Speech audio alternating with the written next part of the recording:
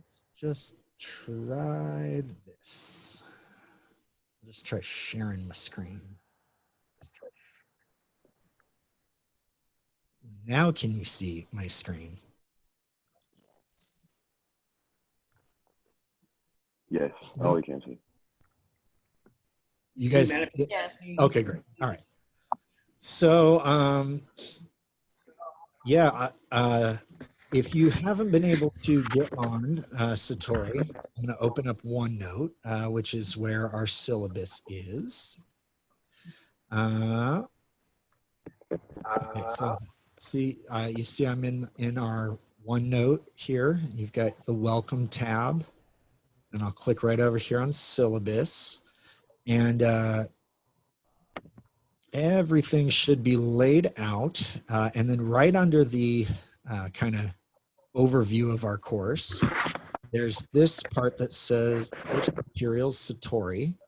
And if you click on this link, see that Satori, it's a hyperlink, should open up that page right there to the exact one that I was at. And now if you are not registered as one of my students yet, let me go back to OneNote. Right after that hyperlink, there is a code, MJX9U, and they're all lowercase. So that is the code that you would copy and enter into. I believe you wouldn't have a tab that says students. It would probably say teacher. Is that correct? Can you guys see that? So you click on there and add teacher. You just paste that code in and it adds you to my student list on Satori. So I think you can access these. They're open to the public. I don't think that you need a code to be able to even see these, but you do need to add yourself to me as your professor so that I can see your statistics while you're on here. So that's a little slow right now. Can you confirm who if I added or not? Sure. What is your last name? Martinez Vasquez. Martinez. Let's see here, coming down. Yeah, Jennifer, right? You are in there and it shows Yes. Okay. Thank you. active 28 minutes ago. So it'll show me that active with stories. Yeah, great. You haven't created any yet and you don't need to worry about that. You're doing that later. Yeah, you are in there. If you can see me listed as your teacher, you're definitely in. So let's see, last login. No, not those are old students. So yeah, it looks like a lot of folks are in from the last week. So we've got probably, I don't know, 30, 40, 50 students maybe in there. There's about half of our class, maybe a little bit more than half of, well, both classes combined. So am I in there, sir? Yeah. So for those of you not in here yet, try that right now. Try adding me through that code. Again, the code's right here in OneNote. Yeah, MJX9U. So if you click on that link and then add me as your teacher with this code, you should be in and everything should be working well. And problems that you run into here, definitely let me know because I'm going to be doing some. I don't know if it's troubleshooting or whatever with them, but they invited me to like a round table to work on some of this stuff with them because they're like, oh yeah, those are good points. So that's cool. We've got like direct input to the creators of this program we're using, that's definitely nice.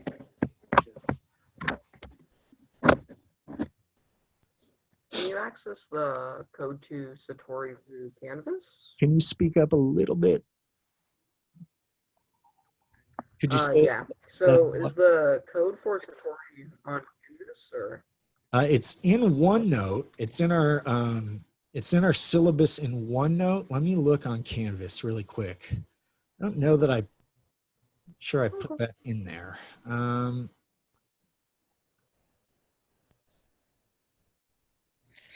Isn't it like MJ something? I think I saw it. Yes, it's so right here in Satori, you guys can still see my OneNote, right? See me highlighting that? Is that a yes?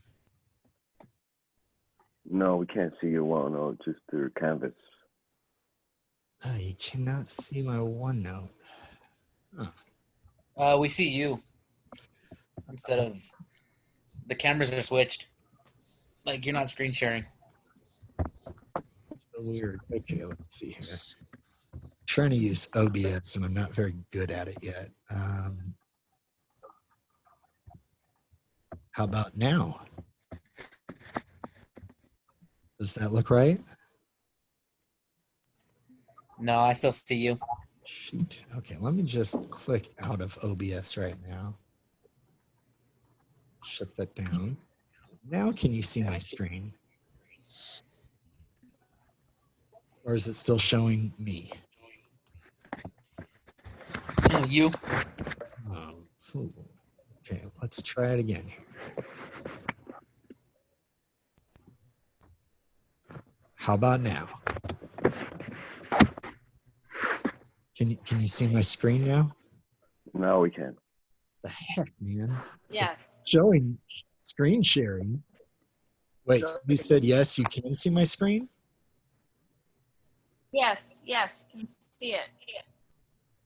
Okay, that's very weird. Some of you can see my screen and some of you can't. I can't, but I found the code already, and then someone just typed in the code. Okay, yeah, yes, that's the code. And I'll copy the link to Satori and put it in the chat as well. I think if you click on that link and then enter that code, you should be good. It's really weird that some of you can see this and some of you can't. Okay, I need you guys to do this since this is complicated and not working the way it's supposed to be. Can you use your little reactions to give me a thumbs up if you can see my screen share on OneNote? 1, 2, 3, 4, 5, 6, 7, 8, 9. I do not know what the deal is with that. Try make sure your Zoom is full screen maybe on your computer or, tablet if you're on that.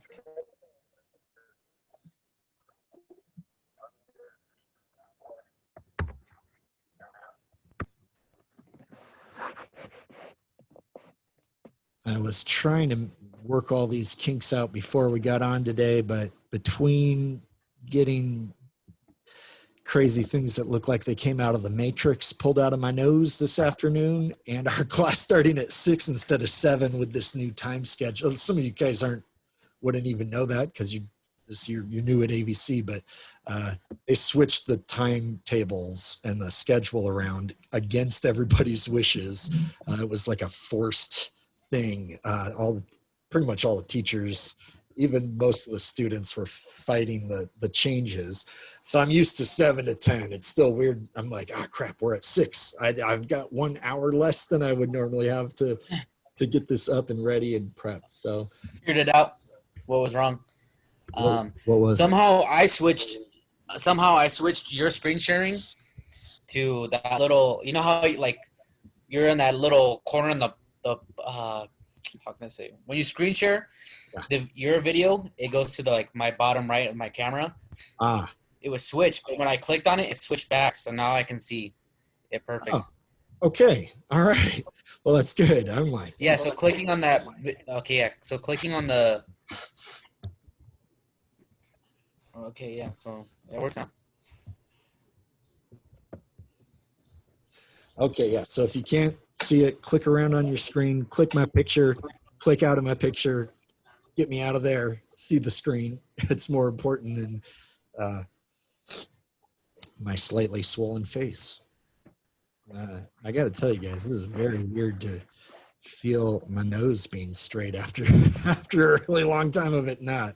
I don't know if it was worth all the pain, but I'm happy to have it over with. Okay, so in Satori, or in our syllabus, which is in OneNote, right? Like I emailed out a PDF which has pretty much all the relevant information, but as we update things, I'm only doing it here in OneNote. So again, and I tried to emphasize this heavily last week, make sure you've gotten in OneNote and you're registered and you're in the class connected to OneNote. A lot of you guys are. I've got a lot of students in here already, but I don't think everybody. So this is like the critical step here. Without this, it's not optional. You can't skip on OneNote. It's even if you're like, no, this is too much. This is a new program. This is just what we got to do. So the syllabus here will have the links for you. And we'll get you all registered. Has anybody had trouble connecting to OneNote so far? I'm looking for hands or yes. Okay, well, everybody in here is in OneNote then. That's fantastic. Let's just move over to the collaboration space really quick. So you can see me clicking on this link at the top, the collaboration space link, and our 4 main sections for the course. You guys have been in here working away. This is great. We've got lots of notes. So, oh man, this is fantastic. You guys have been working away. I haven't looked at this since the weekend. So I tried to fill out this first year, 1865. And I think I put these main ones in here and some of these other, interesting. I decided to make this one over here first because it's just, they might not all be like critical, like, ooh, if you don't know this, you're failing the class. No, if you don't know, I'm in a class. if you don't know when the process for making steel, like modern steel, was invented, it's not like you're going to fail the class. And it's not like it's the most important piece of information you could learn about 1865. But it's, it's interesting to know, like, oh, the modern printing press, like the kind of movable type one, and this process for making steel, those both have, as well as the first antiseptic used in surgery. Those all happen right here at the beginning, 1865. And this process for making steel, on the right-hand side, I tried to highlight it with my cursor, is a really big deal if we're talking about the country industrializing. So when we say industrial revolution, just what do you guys hear? What do you think? What comes to mind? Are you like, well, I've heard that before, but I don't know what an industrial revolution is at all. Yeah. Anybody been baffled by this term? Or you're like, I don't care about that term. Like a completely new form of like technology comes, so the entire like market has to like adjust to it. Yeah. So if he didn't make it as long as I wish he would have, but if any of you caught anything from Andrew Yang when he was in the Democratic primaries last year, I think, or at the beginning of this year, he talked about a 4th industrial revolution. He said, we're in the midst of a 4th industrial revolution. So and I might butcher this a little bit. It's his language, not mine. The first industrial revolution comes kind of right at the age of scientific enlightenment, kind of the turn of the century before this. Think American Revolution. It's not hard to remember 1776. I think that's the year that I don't even remember his name right now. Robert Fulton. Adam Smith. He published The Wealth of Nations. Oh yeah, Adam Smith writes Wealth of Nations. Great book. You should all So read that's it. kind of the beginning of capitalism as an idea. And it's also the year, I think it's Robert Fulton, smuggles, not smuggles, because there was like a law against exporting patents or blueprints or any of these things from England. Like they didn't let people take any of this stuff out. So he observed the steam engine at work in a factory, and England made a lot of clothing because one of their main industries was wool. They had a lot of sheep, they made wool, they made a lot of clothes, they sold clothes to Europe. The factory system, the very first factories are textile factories. They make cloth, and they're using these like weaving machines. So that's really the first industrial revolution. It's kind of taking place right as America's being born. And then when that power gets utilized and applied to things like the transportation, like the train, because trains operated before there was power for them. They were just simply tracks that went from the factory to like the dock to ship things. And they figured out, well, if the horse is pulling a wagon to the docks with all of our stuff on it, it will be easier for them to pull if it's on rails. There's no friction, there's no mud, there's no potholes. So they made these rails with carts on them that horses would pull. And then eventually they put really primitive steam engines on those to pull them. So by the time you get to the 1820s, you're going to get the first locomotive, like operating locomotive that will transport people in America. And maybe 15 years before that, you'll get the first steam engine go on a boat going up the Hudson River from New York to Albany, which used to take, I think it took a few days to make the journey. It might have even been a week, which they're able to do in less than a day now. I mean, it was really slow, but it was so powerful that they wind up creating Robert Fulton, DeWitt Clinton, I think the governor of New York, and maybe a third partner.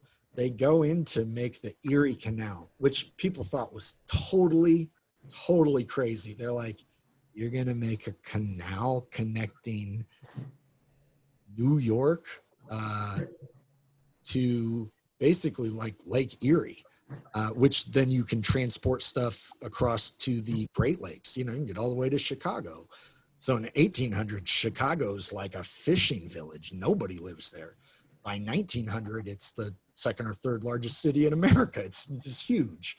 It grows rapidly because of this change in technology and transportation. So the kind of second wave there is this steam power of the locomotive and steamship and then early like telegraphs. And then the third industrial revolution would come after the Civil War with the invention of this new modern steel, which shortly after this, all of the boats are going to start to be replaced by steel ships instead of wood boats, or in the case of the Civil War, iron. They had made a few, they're called Ironsides or ironclad ships, which are like literally they're wooden ships clad in iron. So, they're firing cannonballs at each other and they're literally bouncing off the side of the ship.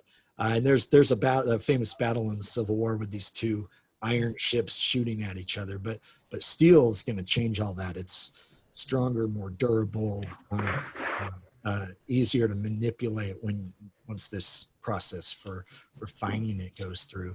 And then I guess the fourth industrial revolution would be what we're in now, where industry has shifted away from physical manufacturing to this digital,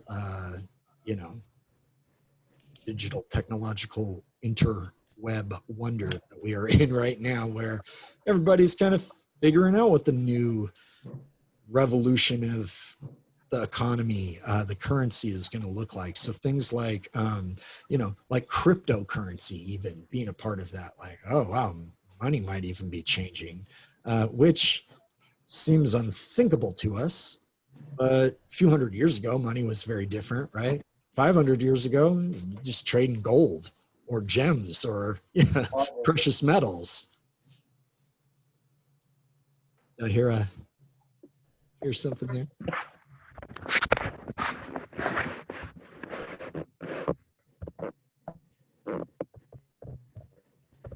All right, well, let's, I'm gonna pull this over to the side. Professor, I have a question. Yes. Okay. Just to be clear, I'm a little bit overwhelmed with this whole Satori, OneNote, collaboration, Yes. my notes. Why, when I went into collaboration space and did my notes, it doesn't show which ones are the ones that I typed up?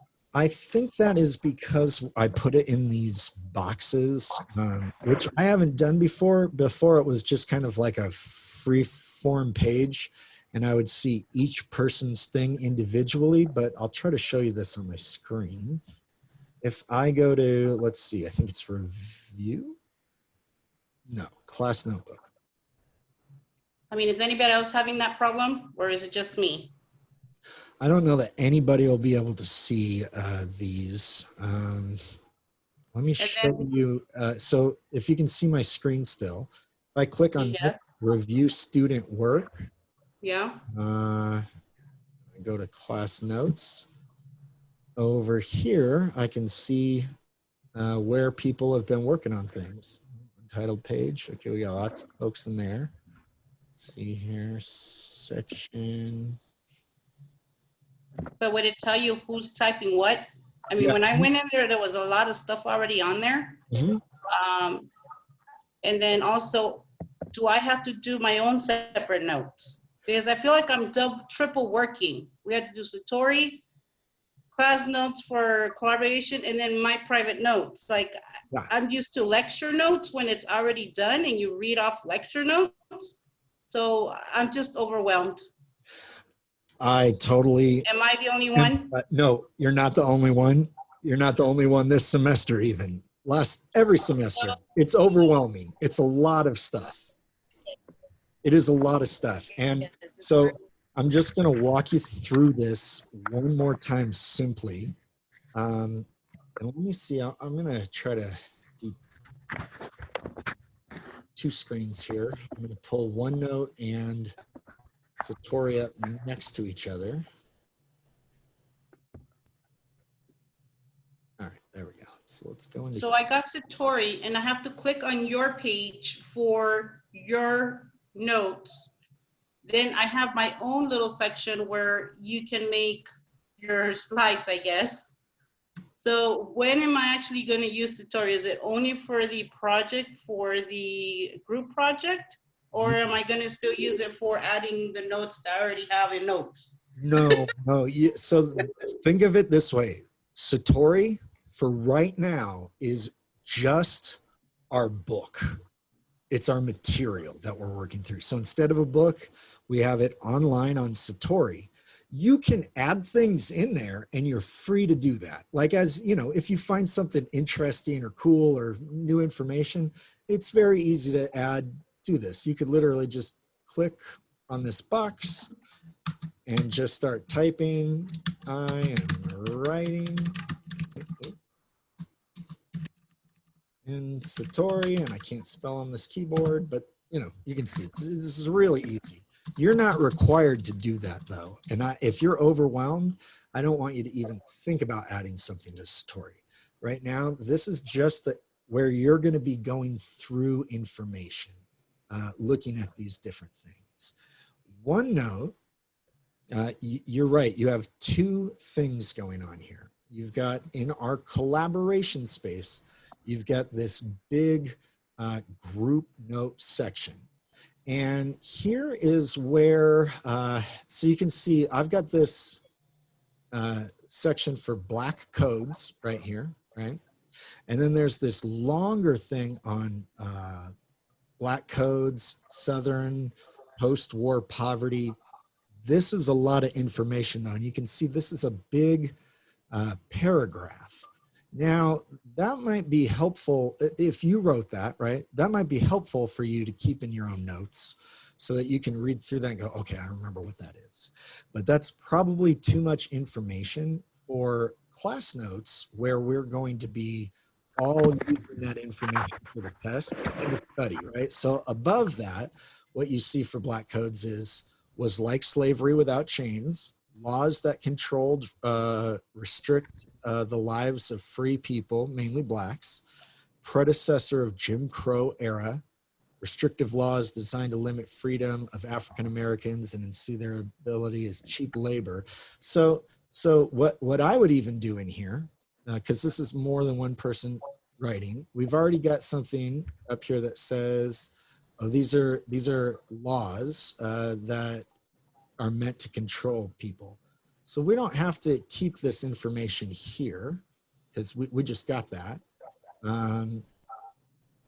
I can say, I could just maybe delete the beginning of that line and say unofficial means to ensure availability of cheap labor force after slavery was abolished. And we don't need during the Civil War because we know that's when it was. So nobody did anything wrong here. I'm just trying to show you guys how we can cut them down so that. I'll move those two paragraphs because I wrote those. I didn't know where to put them because I couldn't see the comment thing on Satori because I wasn't logged into your class. Oh, gotcha. No, yeah, so I'll copy and paste them and put them on Satori in the right time period. Yeah, you could totally put that right in Satori under something on Black codes. It's fantastic. That's great. And it's great information. It's written. Ooh, you even quoted Paul Krugman. I love him. Yeah, he's a smart guy. Yeah, he won a Nobel Prize for International Trade. Yeah, he's probably the smartest economist today, I think, or maybe the most well-respected one. Yeah, you're absolutely right. And he often he's really interesting too because like he's willing to like say let's nationalize some industries like healthcare, but he also says like he makes some really cool economic arguments too, like that child labor is a good thing because of industrialization. So like he's very nuanced and he's not like ideologically driven, at least like not explicitly. Like he's willing to like make unpopular positions if economic literature suggests it. I really admire that. But I'll copy and paste the three I wrote because I wrote like 3 paragraphs and I'll put them in Satori.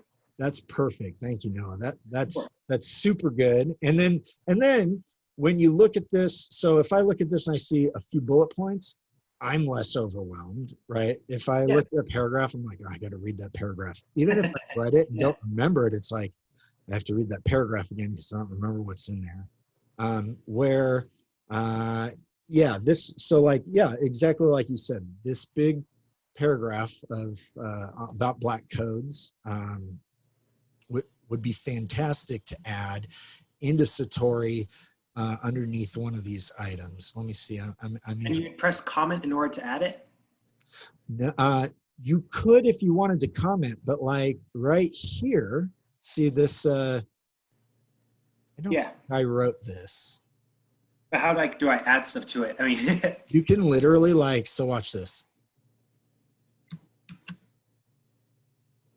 Now you might want to read through these paragraphs before that, but you can just paste it right in there. You should be able to do that the same as me. I'll undo that, so I'll let you do. Yeah, thank you. Yeah. No one else do that. I wrote that. Yeah, no, it's great. I love it. I love it. Yeah. Yeah. So and then for for yourself, what you would do is go to your own page.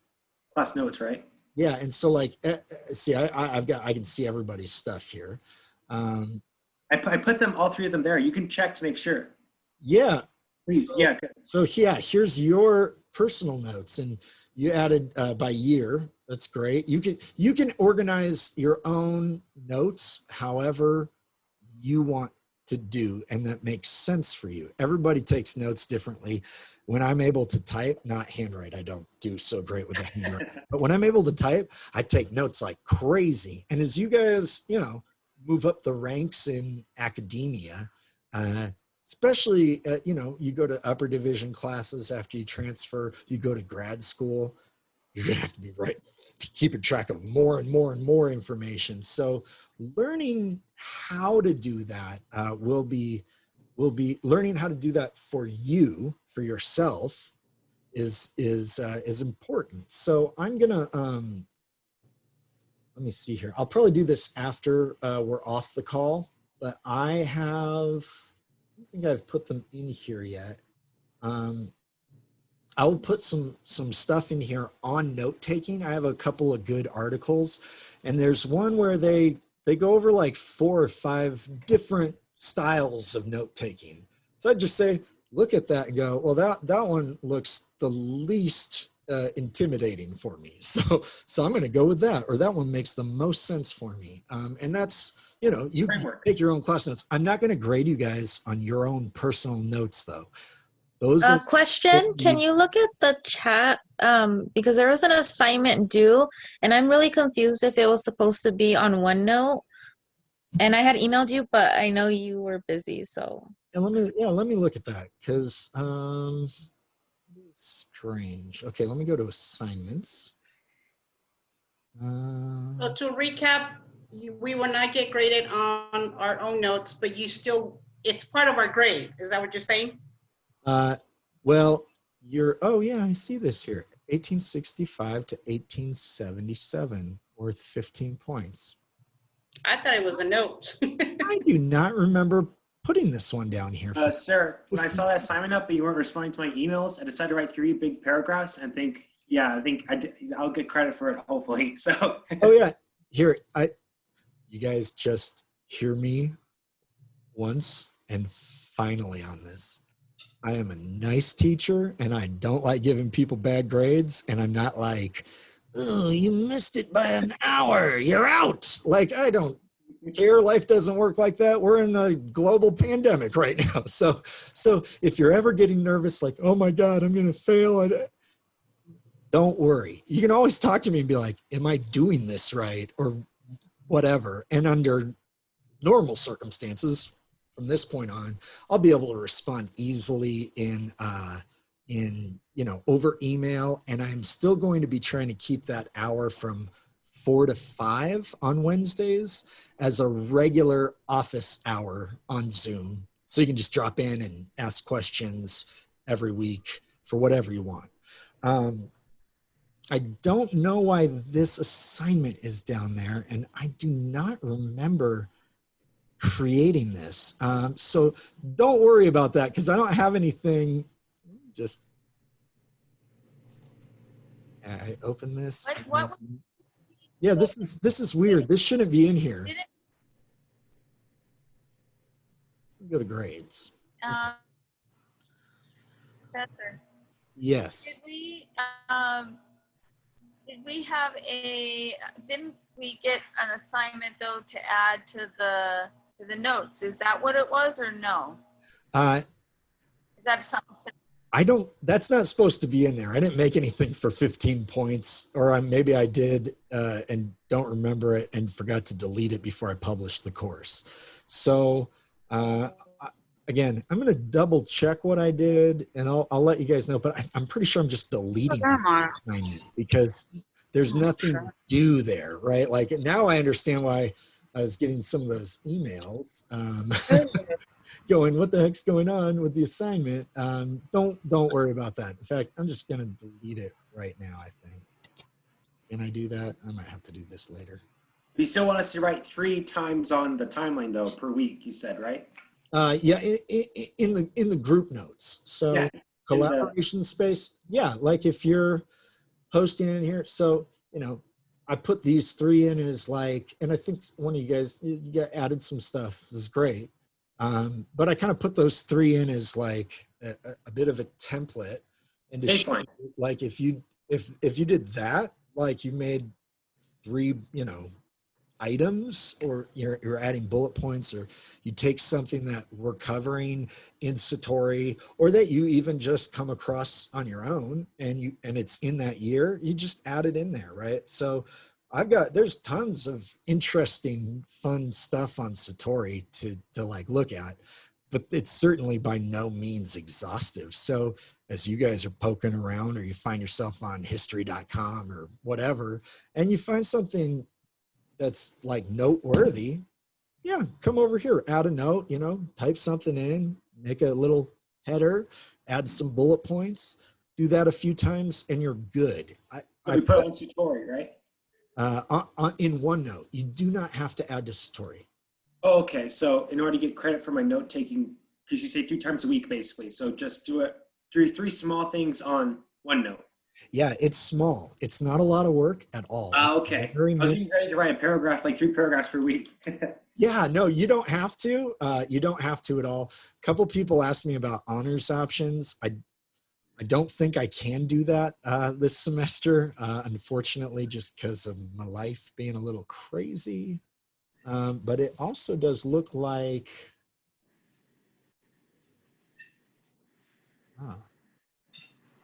So it's going to be per section, per year section. It's okay per week, because we're doing a section per week, correct? Yeah, and it looks like Timeline. something happened here where you see this.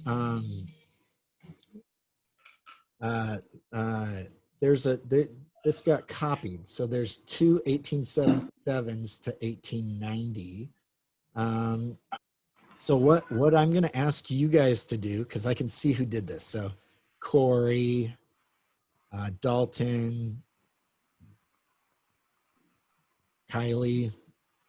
Yeah, see, I was able to see one of those like that, but then on the one that we're actually typing on, you can't see who's the one who typed. Yeah. Does it make sense? Yes, it totally does. And I can see why you'd be concerned too. Like, I don't see my And then when is your end of the week? Like by Sunday? So if we have class Wednesday, do you want it before midnight today, or like tomorrow? Like what are you considering that? I'm not going to check it that way. Basically, I want you guys to be working on this, and say you have a crazy week and you have a nose surgery and like riots break out everywhere and your kids get sick. Well, do 6 things the next week, if you didn't do anything that week. I'm not going to be grading it every week. I will be grading it by section. So this section 1 that you see here is for our first test. So our first test is set to go like at the beginning of September. I think like maybe a couple more weeks. Let me look at assignments.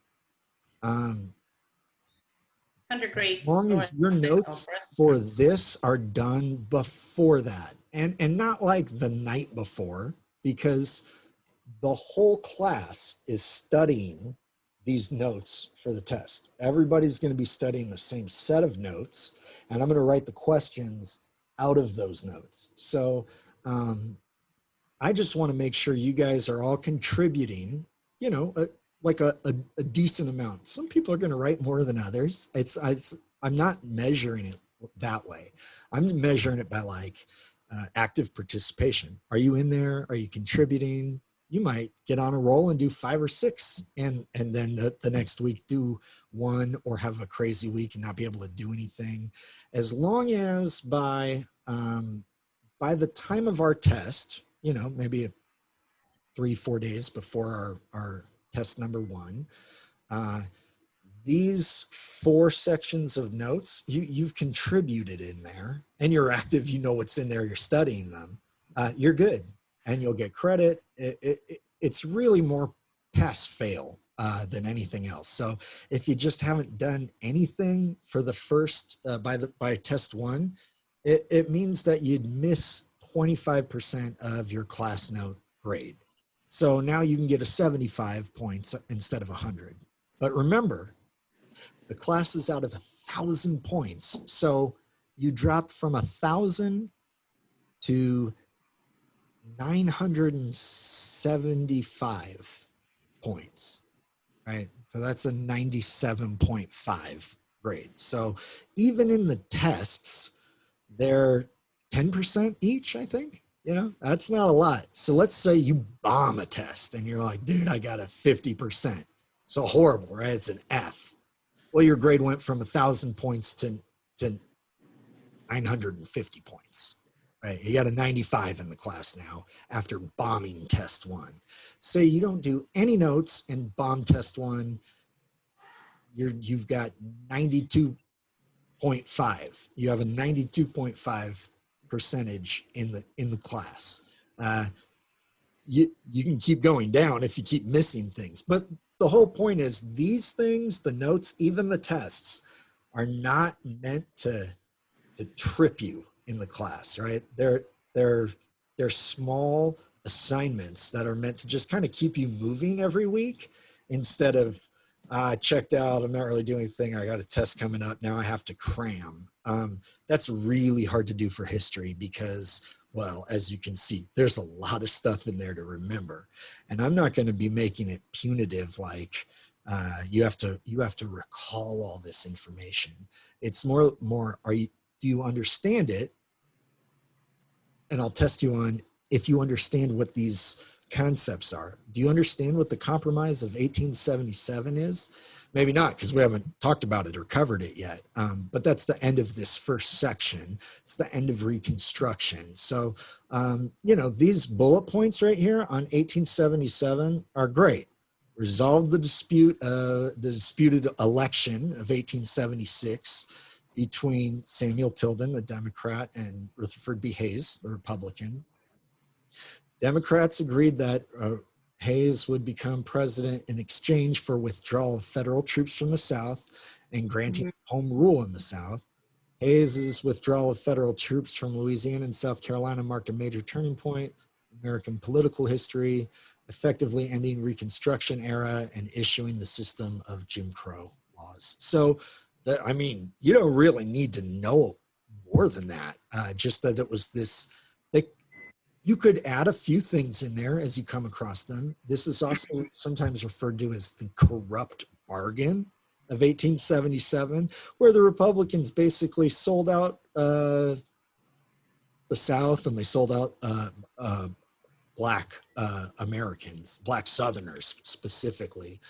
So all the gains that get made in this 12-year window after the Civil War, you know, there's Black senators and governors and representatives elected at federal, state, local levels, but it all kind of comes crashing down after 1877 because the army, the troops that were there to guarantee that, they're gone. They're not there to enforce those things anymore. So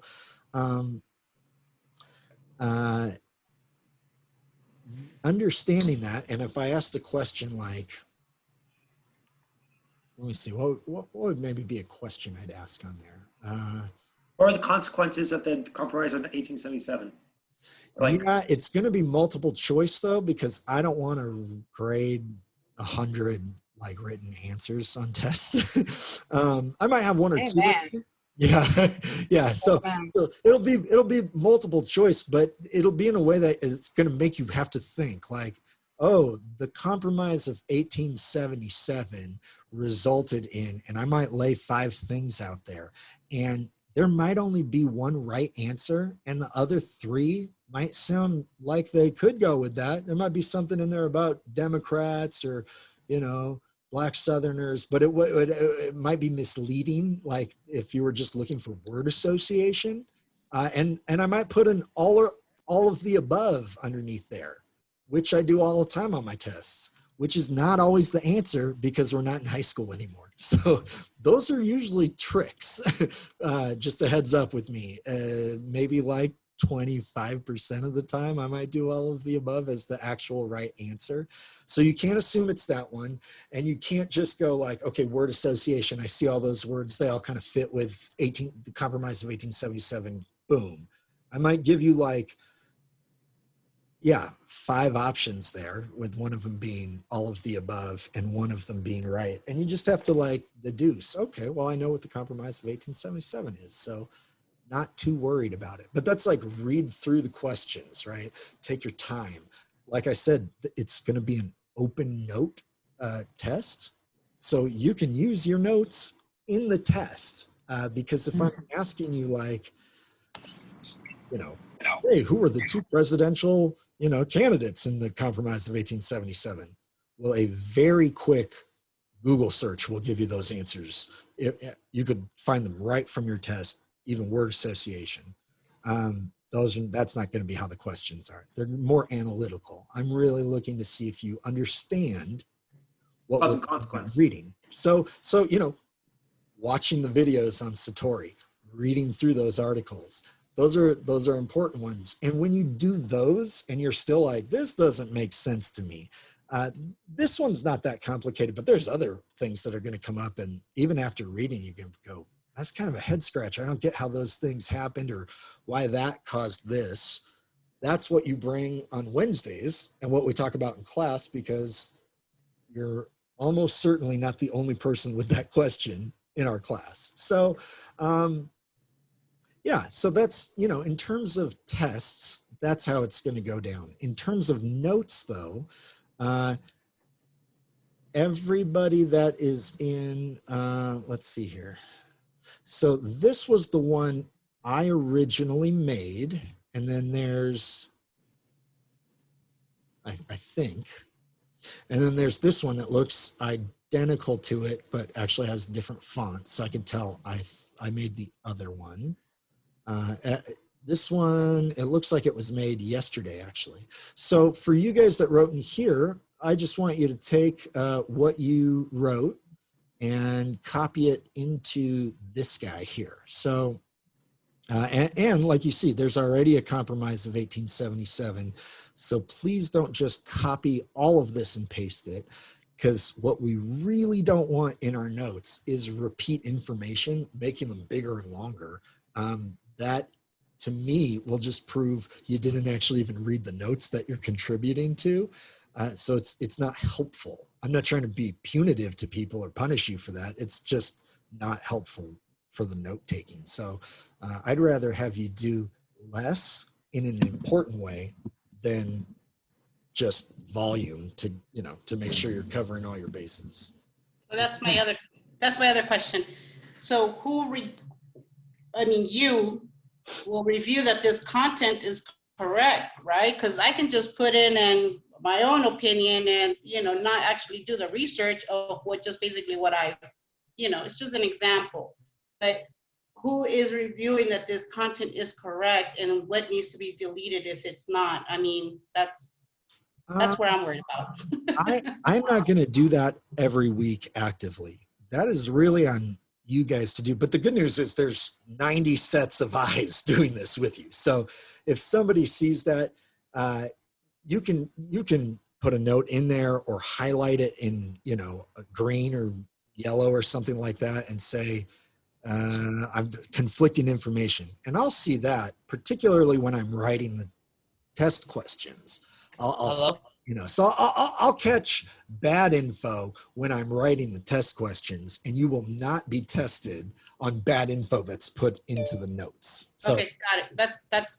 That's clear enough. Thank you. Yeah, and kind of like what I was saying last week about Wikipedia. Yeah, any of us could go in there and put crazy stuff, you know, in the program, but with a lot of eyes on it, the likelihood of that staying is low, right? Because we got smart people in this class. We got a lot of people in this class. And so we're all kind of looking at that, and everybody wants to get, you know, everybody wants to pass. Everybody wants good grades. So yeah, we'll just kind of keep ourselves accountable that way. Yeah, so, okay, so this one is important. let me just check too. Okay. Ooh, no, I didn't mean to do that. Delete that page. How that happened.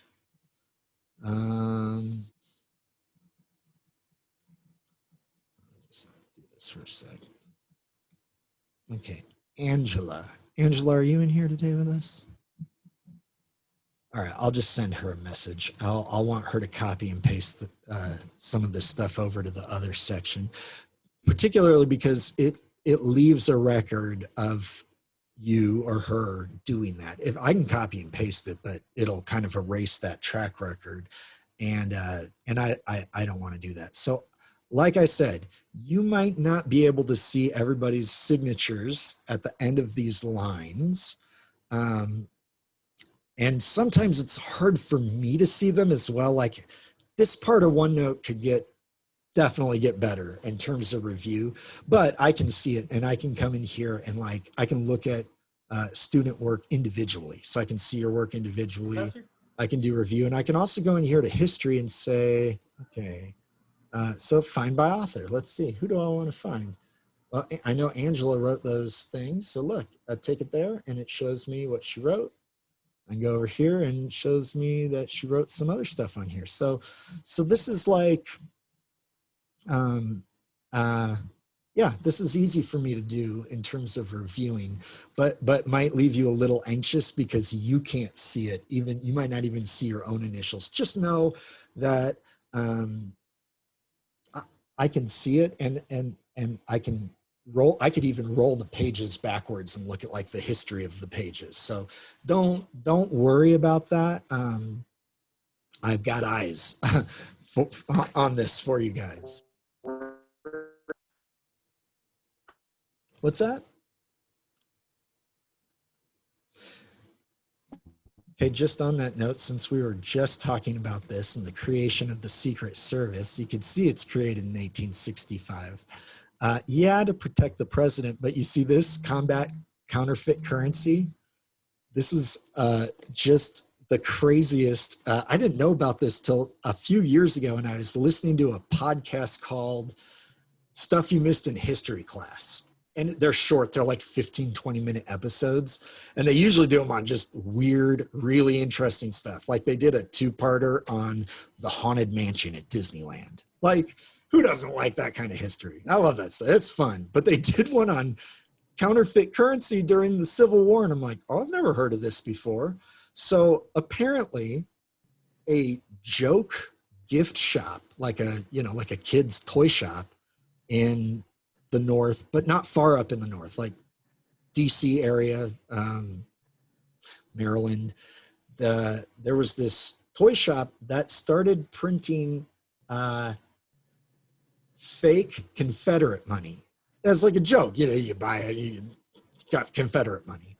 Well, the North was like, oh, this is really good. These look identical to the Confederate money, except for this, you know, whatever's toy shop printed on top of it. So they got the plates and started just printing counterfeit currency and flooded the South with it, totally debasing their currency, making it worth less and less and less and less. And it was actually super effective, and it really affected the Confederacy, particularly towards the end of the war when they were really struggling with money. They're struggling really bad. Yeah, that's my note. There's my note. Yay. Yeah. That totally crazy. I just had never heard about that before. And I'm like, wow, that's freaking genius. Like, that's smart warfare right there. But I'd never heard of that. And it's kind of just interesting trivia history. But then B, it's really connected to some real things, because still today, who investigates counterfeit money? It's the Secret Service. They are an extension of the Treasury Department, I believe. So it's weird. It's like counterfeit money and protect the president. Like, what? Those two things go together, I guess. They did because of the Civil War, and that's what we have. That's for 150 years now we've had that. So, yeah, those are great. And I don't know that I've put anything in Satori about that. So say you had been listening to that little podcast and that's how you found that, or found a fun, cool little, you know, YouTube video talking about that. Adding some info to the notes is great, but adding it to Satori would be fantastic as well, because, well, that's interesting. If you watched a little 2-minute video on counterfeit currency in the Confederacy at the end of the war, you could just do that, and you do it by just copying a link. You know, let's see here. I bet I could find one pretty quick too. Let me type this in.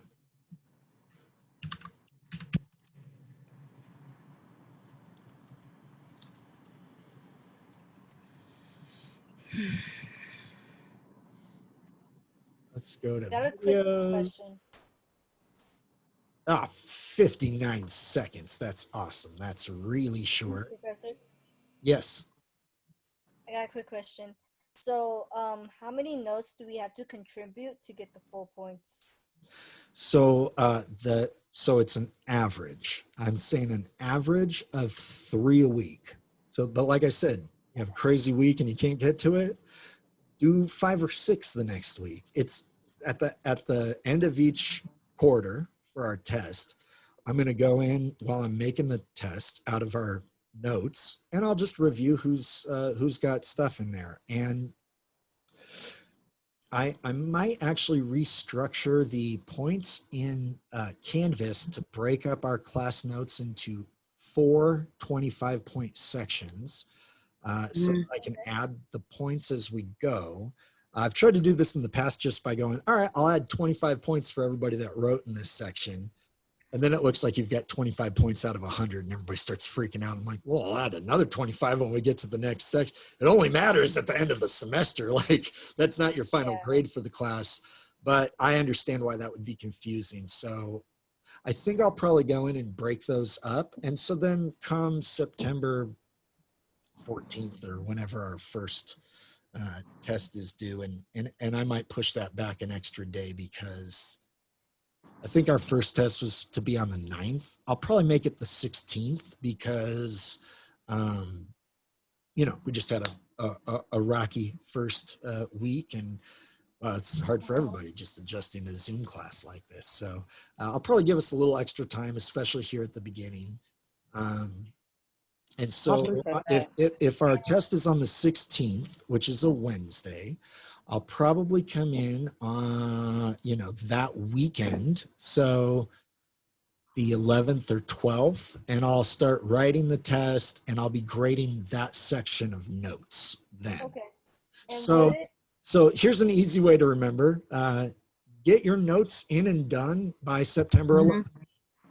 Okay, that's an easy date for us to remember, right? So first section, have your notes done. And there's 4, you know, little sections in our OneNote that lead up to this first quarter of a test. So over those 4 sections, you should have about 3 contributions per. So by the time we get to our test, have you added like a dozen things in there, a dozen items, you know, or a dozen bullet points? I added some before I left on my trip. And then I emailed you, so I see some of it, my stuff is up there. I'm not really sure if I was asking you if that was the correct format. I like highlighted like some of my notes, like the red, like I put. Yes. Yeah. And like Can we do that? Yeah. And like I was trying to say last week, formatting is, I kind of gave a loose base of what makes sense to me, like a bold title, bullet pointed info, and then and I'll probably write this right in the notes, like don't use the red highlighter, because sorry, when I go through and make the questions, I will try to highlight some of those. I'm not going to highlight the little individual lines, but like, hey, read this one, like read these are big ones. It doesn't mean that there won't be stuff that shows up there that I didn't highlight. There might be a few things, but I'll try to highlight the majority of things, so you really like hone in on and study for the test coming up. Like, yeah, I don't understand that term. I know we read it. I'm gonna go back and watch that video again on that, or go back and listen to the lecture recording on that subject. So I'll try to do that. But yeah, in terms of other like highlighters, yeah, Mhm. you use the highlighters as you guys find advantage. Like the one you have right there for 1866. I know I like added all of that, but Yeah, I'm not sure if that was correct. Like if that was good to do that. And I did something about the coin too. Like when the minted coin was like they approved for the minted coin of that time. I think it was 20 cents or 5 cents minted. I'm not sure if that's like correct or not. I don't know. the U.S. Congress approves the minting of a nickel coin. Yes, that's what I wrote. I put I didn't know that actually. That's Yeah. great. And so I'm not gonna quiz you guys on that. Oh, okay. I'm not Okay. gonna. That's way too small. There's Okay. so many things that just no. There's so many big things that I'll probably won't like get into the details of that. These Okay. firsts over here, some of them are going to be huge ones, like the transatlantic telegraph cable. We'll talk about that. That's a giant one. And I might come in, well, I'll just do it right now because, yeah, that's going to, yes to this. This will be one that will show up on the test. So I'll just highlight it in red right now so you know what that means. Okay. And when we get to starting to think about our projects in a month or so, these will become very helpful for you guys because if you're trying to trace out kind of a line through history following a certain kind of idea or subject, having just a bunch of firsts, breakthroughs and whatnot listed over there, it will be really helpful for you guys working on your group projects. You're like, oh, a bunch of this info is already laid out over here. And so it'll also be helpful to bring in context of what's happening. So like say your whole thing is on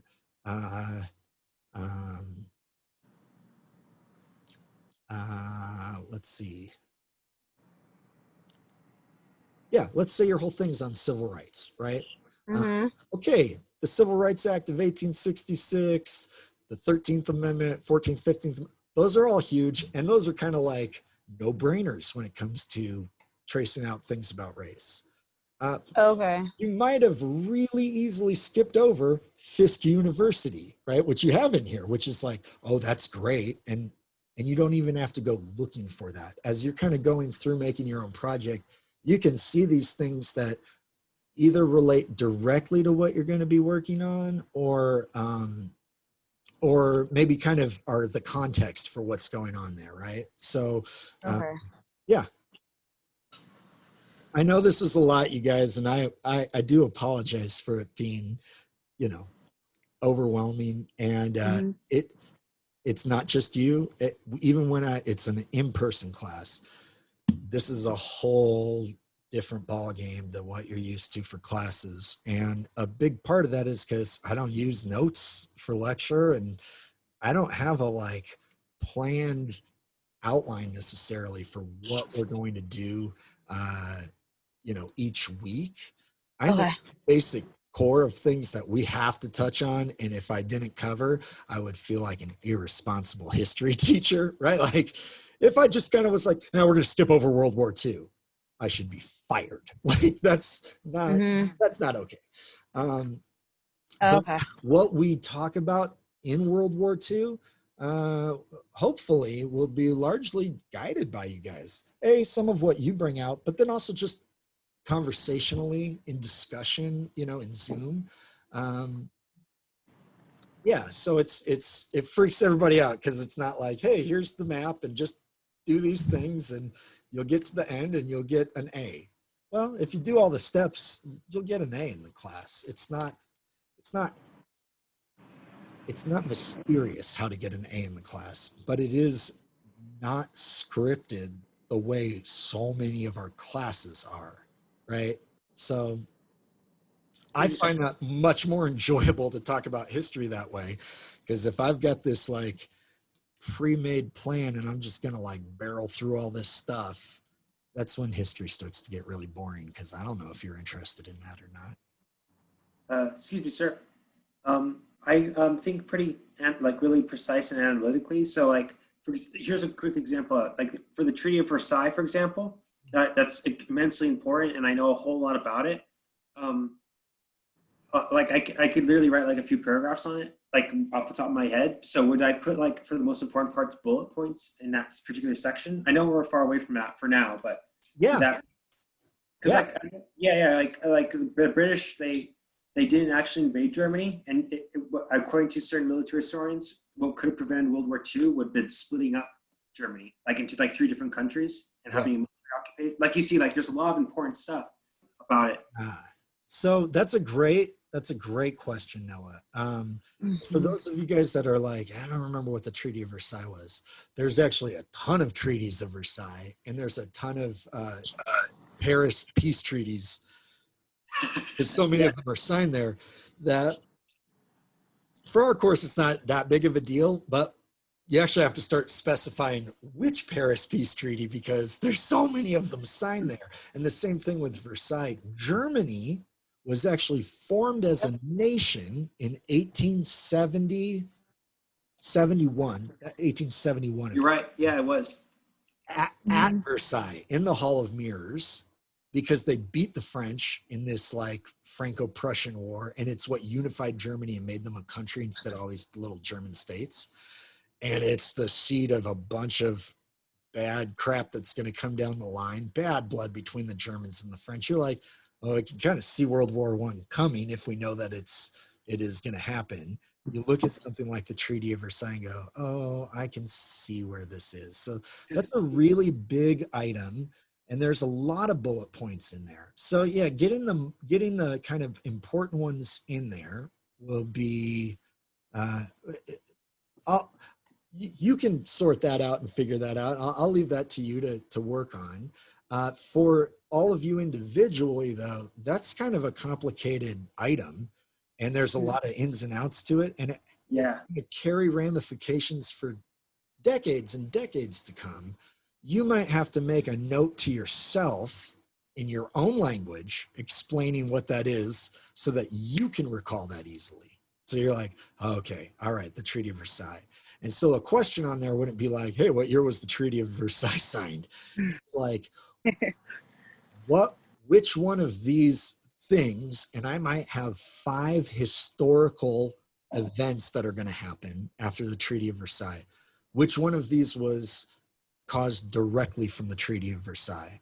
And that is not something you'd be able to look up quickly and like Google and get all the answers for. So you can look at your notes, but like you can't just Google your way through the test. It's going to be timed and it won't, it'll be too much stuff in there. You'll have to be thinking too long. So what I want you guys to do is think about those things, understand that item, when that's going to be in section 2.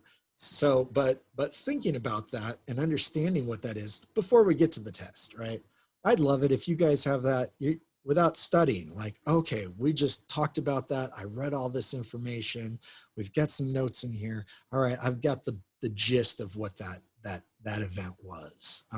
So that's a good example to talk about kind of complexity of writing notes.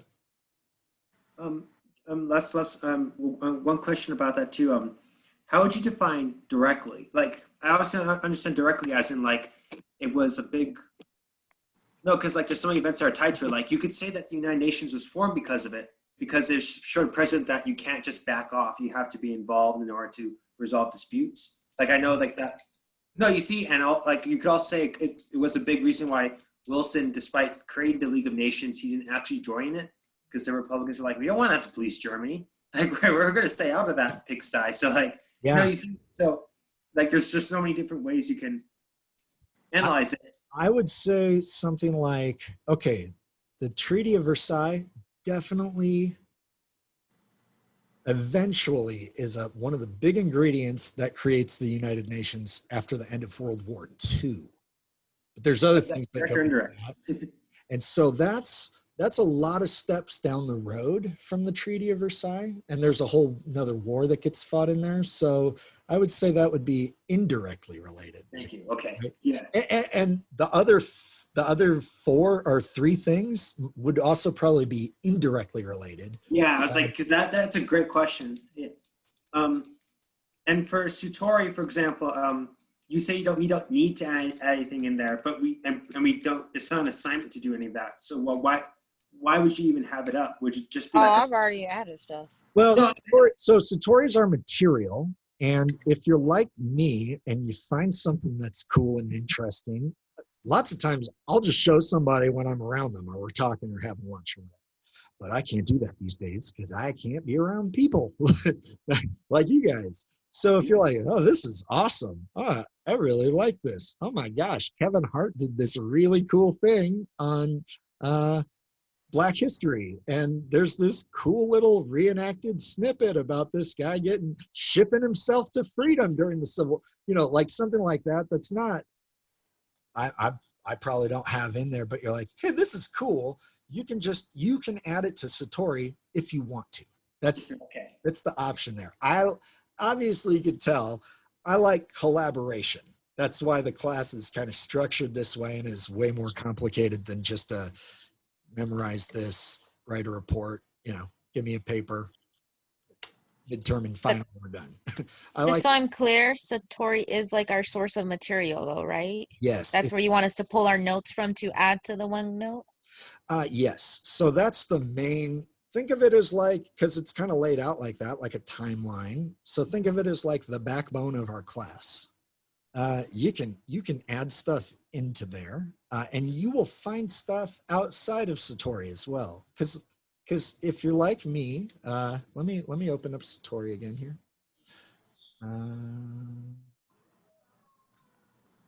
Okay, if you're like me and you're like, oh, the Atlantic cable is laid. That sounds freaking crazy. Somebody laid a big ass cable across the floor of the Atlantic?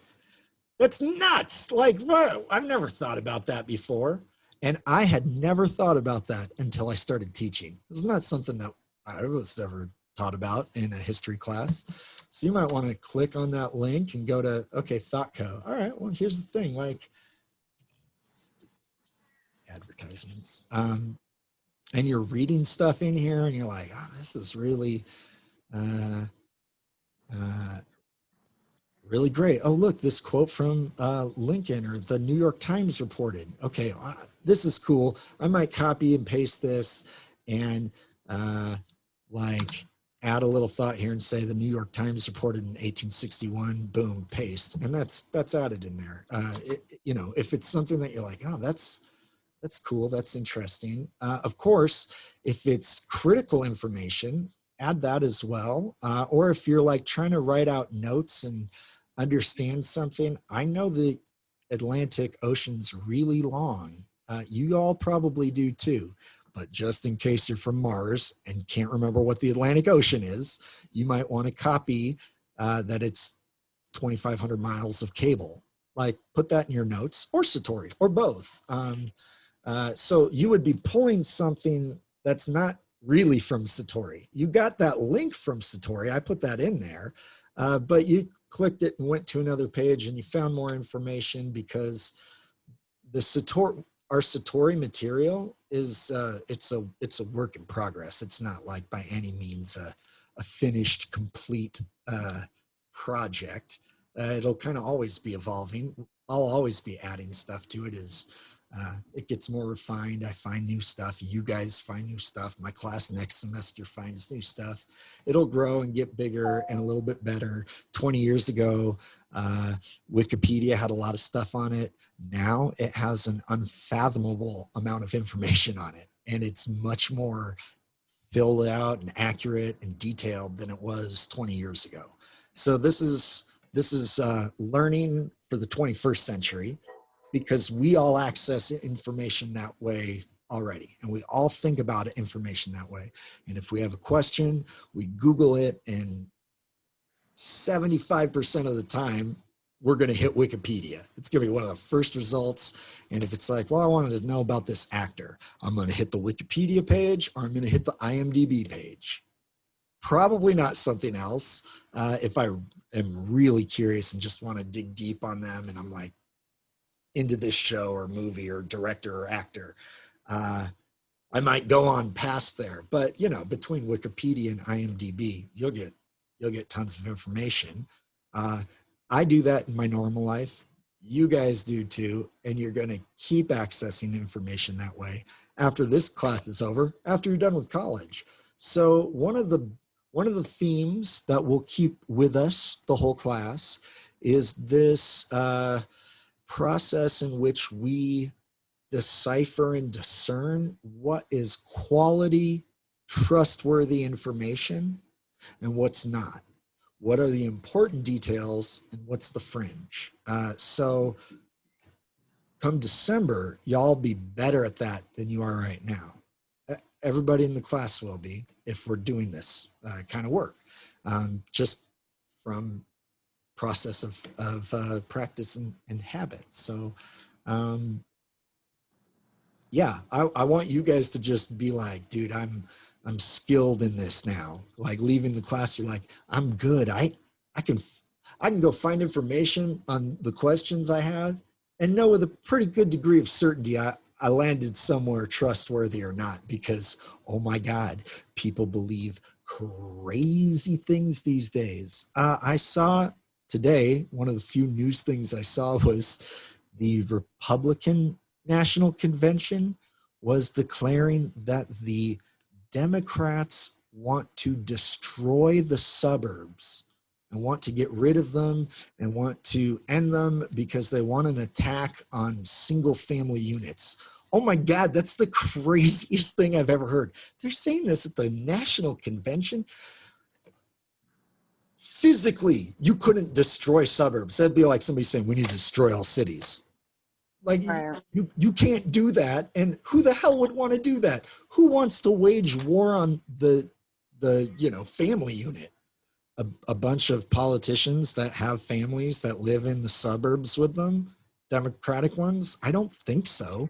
But we live in an age where we are disconnected from ration and reality. And when we don't know what's logical, what's reasonable, what's trustworthy, we're vulnerable to getting manipulated, not just by the Republican National Convention, by advertisers, by, people that spend billions of dollars trying to get you to buy stuff that you might not need, or to get you to vote some way. Or now all of a sudden, there are literally millions of housewives in America who have very, very, very strong opinions on communism, but have never read a single thing on communism. They've never read anything by Marx. They've never watched videos explaining what communism is, what the difference between communism and socialism is. Fascism. Right. Like people are arguing other people's cases without knowing what the hell they're talking about. Answer. When I hear people say like socialism or communism, let me say I've read a lot of, I don't want to say all the literature, but I read a whole lot of literature on communist ideology, and I do think it's a bad thing. I also know that it's one of those things that are really, really bad. You shouldn't use it until you're going to pay a price if you do say it. So I think when people just throw that term around like a slur, it actually devalues it. No, it's like someone who's, I don't want to say I'm anti-communist, but I don't like communism. I think it's a really bad thing. But when you devalue it, that's actually worse than. That's actually propagates the problem, in my opinion. I totally agree with you.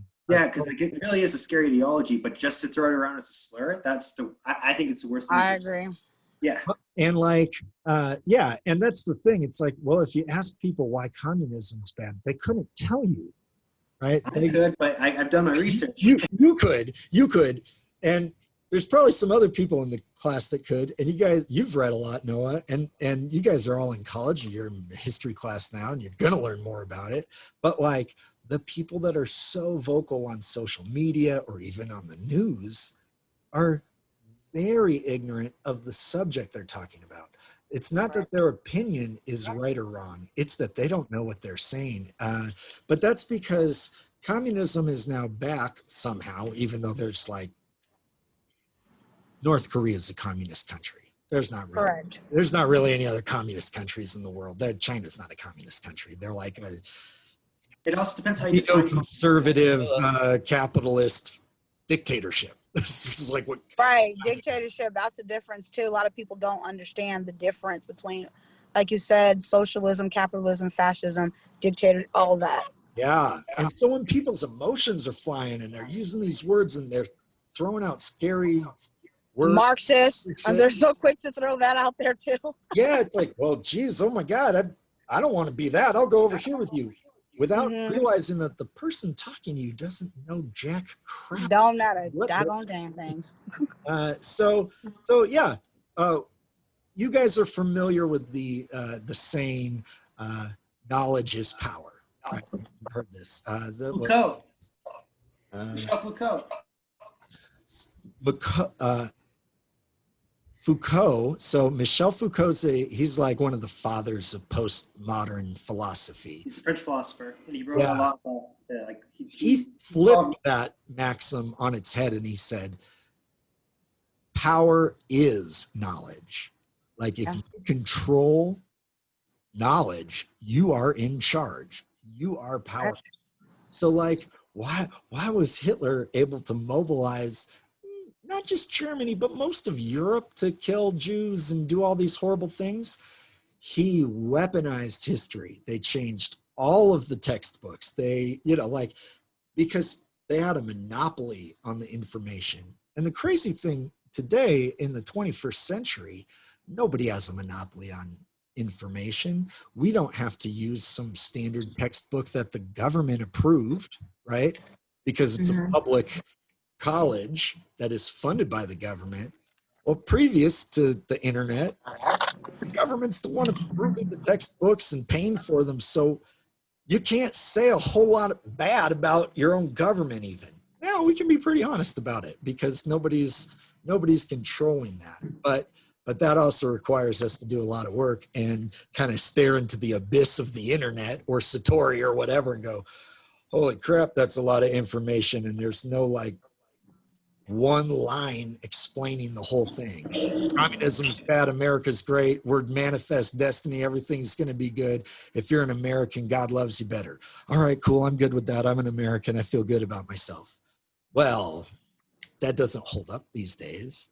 But it can if we want it to. But that's, to me, that's the lazy option, right? That's the, like, well, we're just kind of signing off and hopping out. Like, I don't want to have to think about this.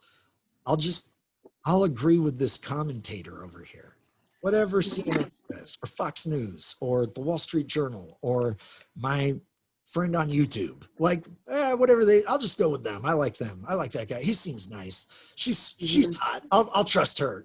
Like, oh, these are not good options for us. But the other option is a lot of work, and it also comes with a good degree of like anxiety, right?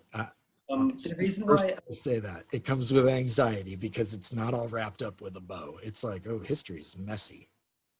Yeah, Michel Foucault, he made the statement that knowledge is power is because knowledge is fundamentally categorization. So like in order to identify you're a person, I had to have some degree of knowledge and some degree of criteria to say you're a person. Like you see, like everything you do is around knowledge. So if you affect the system of categories you make, you literally can control how people act. In fact, like psychologists say that a big part of why schizophrenia is so dangerous is because people can't categorize, is that fire real or is it not real? Like they just lose, they don't lose their minds, but they lack the ability to interact with the world properly. So well, that's a good point. Well, and think about like how complicated it is right now, the world we live in terms of like image manipulation. I mean, the videos people can forge of people doing things, it's like, God, I don't know. You can't even trust an eyewitness video these days because our technology has enabled us to like just use that as another way of, we can just manipulate those. Where before it's like, well, I saw the video, it's there. You can't edit that out. I saw JFK's head get blown off. Nowadays, it's like, I don't know. Like if that had come out today, I'm like, dude, JFK probably faked his own death and is living in the Caribbean right now. You know? Like, that's the world we live in. Crazy. Totally crazy. All right. Is there anything else to say? Because I need to actually, I'm not to be rude. No. I'm just like sitting in my car, like, wait, I just wanted to join class so I could have some participation points. I appreciate you being in here. No, and I think we went for like 2 hours strong and okay, kind of hopefully answered a lot of your guys' all the questions. Wait, I have one more question. I don't know if you said it, but attendance, how are you taking attendance? Like, do we have to log into these Zoom meetings? I haven't been able to figure that out yet because the other section of the course is just registered as an online course. And some of those students have class on Wednesday nights. So I don't know that I will because I'd have to do a separate attendance schema for Wednesday section versus the online section. So I think I'll probably do attendance in terms of Satori. I said I can look on there and see statistics about how long you guys have been on the pages, if you've been interacting with stuff. So as long as you're active in the material and, like doing notes and you're just active, if I can see that, that's how I'll grade attendance, is just seeing your stats on Satori.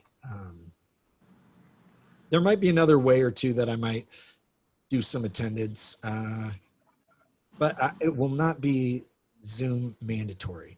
Here's the deal though, maybe with the exception of tonight, because it was really troubleshooting and just kind of sharing and talking. Plus I couldn't get OBS to work right. So you will not need to come in live on Wednesday nights, but you will need to watch the recording of the lectures for Wednesdays. So we'll hop off here and I'll probably try to record what I was trying to do last week. I'll probably record a lecture that covers Reconstruction. It covers this first section. I might do that and another one right after it to get both done. You'll be responsible for watching those because A, questions get answered in them. But B, we also bring up the complicated subjects that you would maybe need some info in that you might not get just by reading. Stuff like the Treaty of Versailles, which we didn't get into because that's in a few weeks. But things like that are going to be, we're going to flesh them out, and I will I will 100% include specific questions that relate and pertain to lectures. And the way I would do this in class was pretty easy. And I'll probably have a few of these real easy, softballs for you guys, where it'll be like, hey, in the lecture on Reconstruction, which one of these movies did we look at as an illustration in Zoom? And that's it.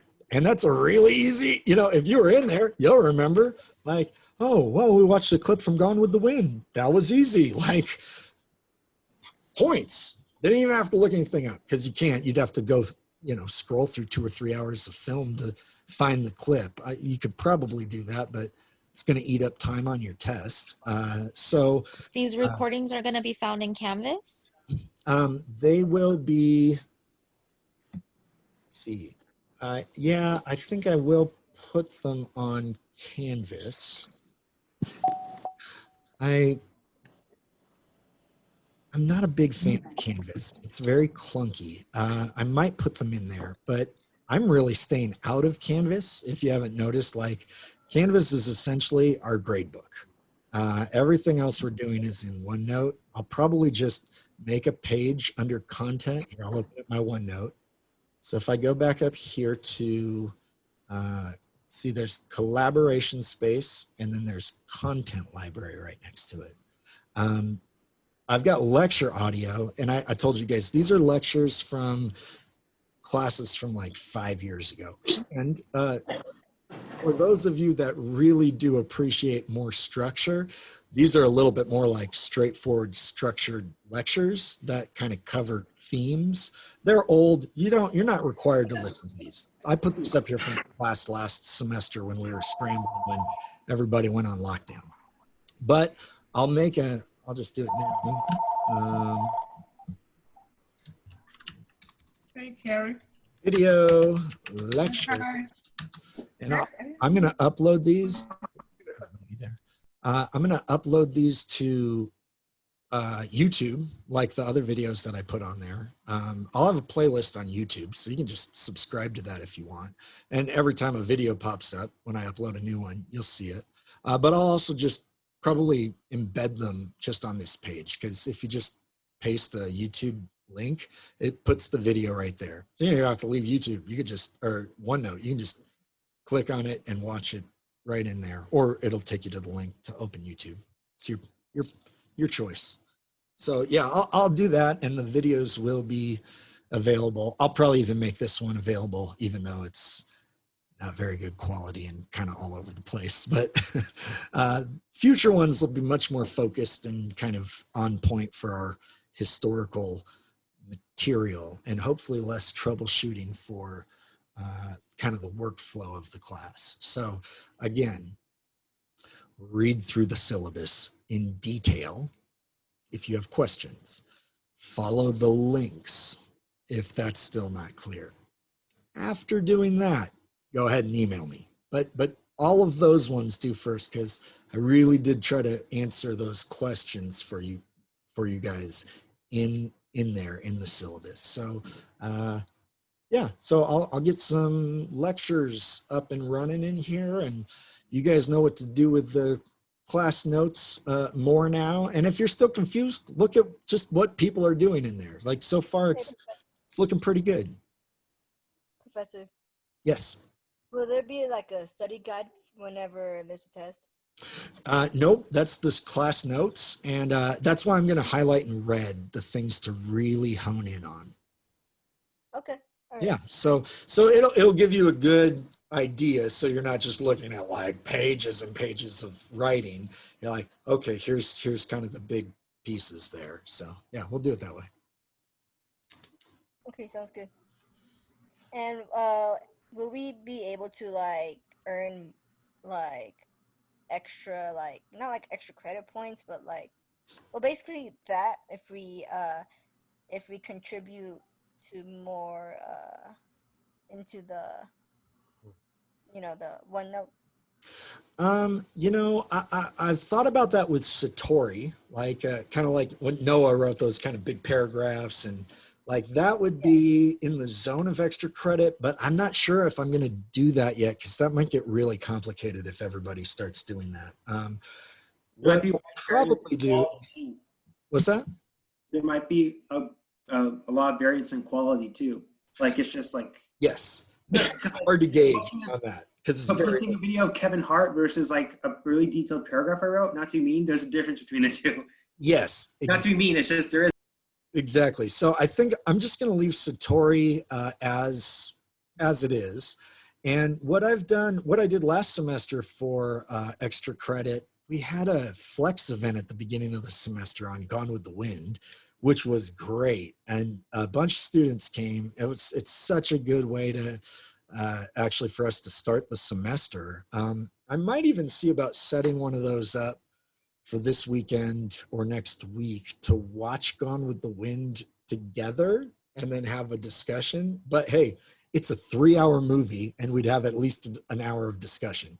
So that's 4 hours for probably like, 25 points of extra credit. We got to do that live, but then after we went on COVID lockdown, I did a way so we could all watch 1917 together, the Sam Mendes film that came out last year. I don't know if anybody's seen it. It is so good. And I gave everybody credit. We all watched it together online and then had a discussion. I was planning for an hour discussion. At like 2 hours, I was like, okay, I got to go, because everybody wanted to talk after watching it, because it's a fantastic film. And it really brings you into that like a first person perspective on war, but World War I.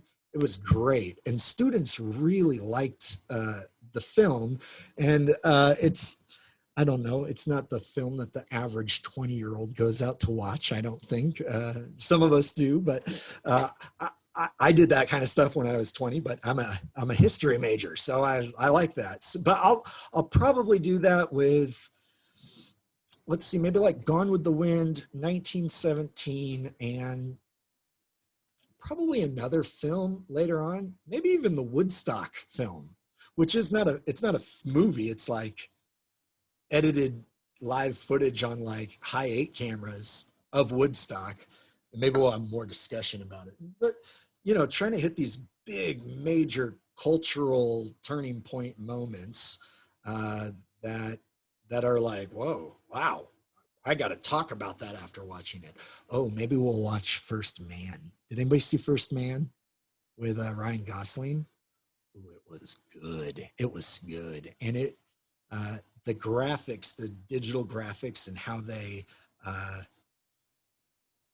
they showed the process of like what the moon landing looks like and all that stuff. It's so important because so many people think we faked the moon landing. And it's like, well, I think so too, because that seems impossible and crazy. And like 50 years before the moon, or 60 years before the moon landing, we couldn't even fly. We didn't even have prop airplanes, you know? So how did we go and land on the moon? But when you learn the history of the 20th century, atomic, fission and all that stuff, the space race, and then you can see like what they did and went through to land on the moon, all of a sudden that doesn't seem like a conspiracy theory anymore. So I'll do it with movies, I think, and we'll watch them together and just have discussion. Like, I don't want you guys to write stuff. I don't want to read papers. I don't want that. I'd just rather have us all hop on and talk.